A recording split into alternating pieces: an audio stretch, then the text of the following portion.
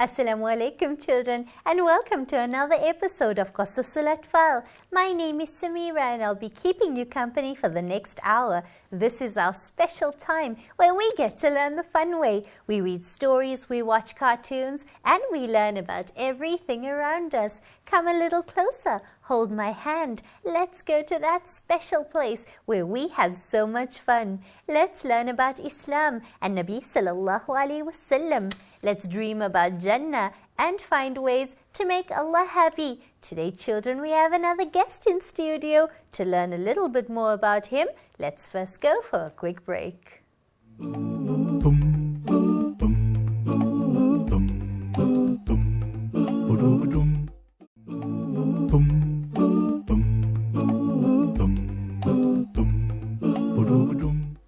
Welcome back, children. Assalamu alaikum. Wa alaikum assalam. And what's your name? Harun Leonard, Harun. Where are you from?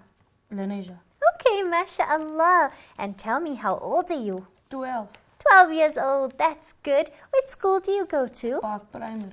Okay, and what grade are you? 7, What's your favorite subject in school? Maths. Maths. So are you a maths genius? G. MashaAllah. We're so proud of you. And we're going to be keeping an eye that those maths grades stay high, okay? Inshallah. You have a story for us. What's your story called? The Cave of Fear. Okay, MashaAllah. Children, would you like to listen to the story, The Cave of Fear? I know I would. Let's not waste any time. Go ahead. The Cave of Fear. There was once a town where the thing everyone feared the most was getting lost at night in the Cave of Fear.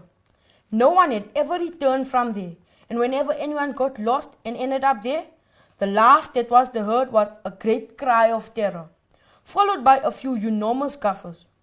The townsfolk lived in terror that one day the monster would leave the cave. So they regularly left gifts and food at the mouth of the cave, and these always soon disappeared.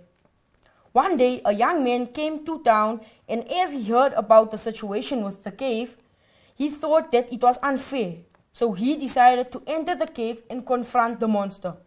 The young man asked for some help, but everyone was so afraid that not a single person approached the mouth of the cave with him. He went inside, finding his way with a torch and calling out to the monster, wanting to talk with it and discuss the situation. At first, the monster had a good long laugh, and the young man followed the sound of the monster's voice, but then the monster went quiet, and the young man had to carry on, not knowing in which direction to go. Oh my, I'm getting scared already, just listening to you talk about the cave and the monster in the cave. Children, would you like to know what happens next? What happens in the rest of the story? I know I want to know, but first, it's time for a quick break.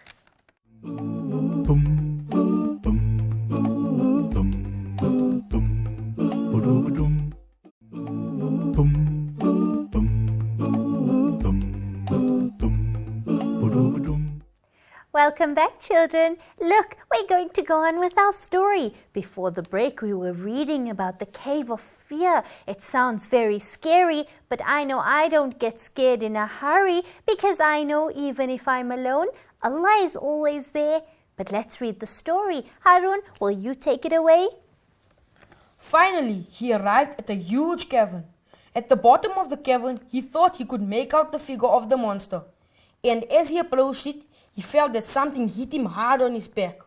This pushed him forward towards a hole in the rock. He couldn't avoid it and fell through.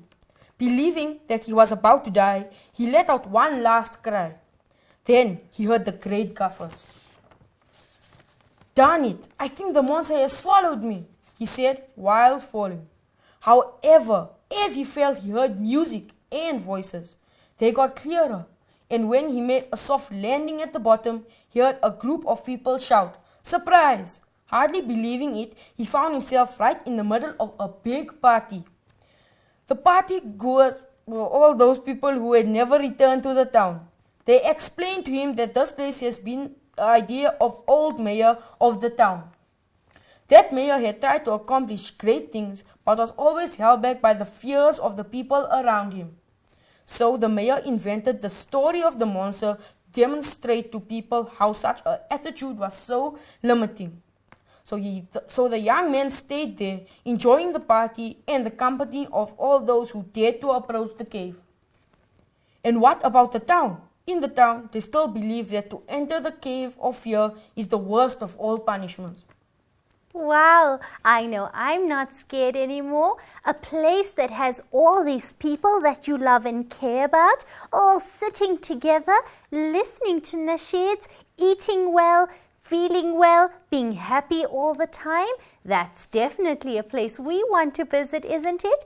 Of course. But remember, children, the best place and a place that sounds exactly like this will be Jannah, inshallah. So if we want to go to a beautiful place like this, where we'll all be happy, we'll all enjoy each other's company, and we'll all have so much fun, then we need to do good deeds in this world so that we can get to Jannah, inshallah. And the best way to do it, do you know what it is, Harun? To read Salah.